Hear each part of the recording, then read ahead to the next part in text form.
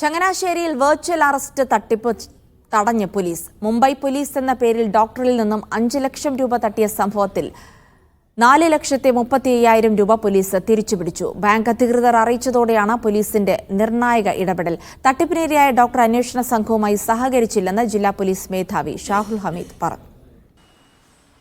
സംസ്ഥാനത്ത് വെർച്വൽ തട്ടിപ്പ് സംബന്ധിച്ച ബോധവൽക്കരണം ശക്തമാകുന്നതിനിടെയാണ് വീണ്ടും തട്ടിപ്പ്.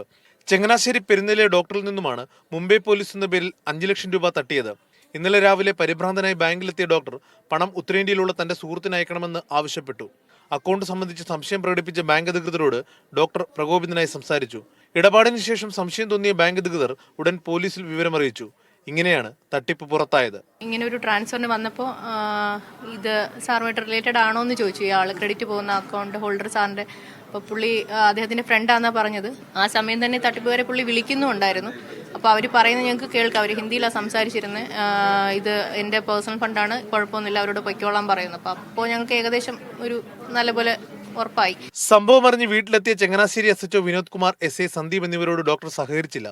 തുടർന്ന് പോലീസ് ഫോൺ കസ്റ്റഡിയിൽ വാങ്ങി പരിശോധിച്ചപ്പോൾ തട്ടിപ്പ് വ്യക്തമായി.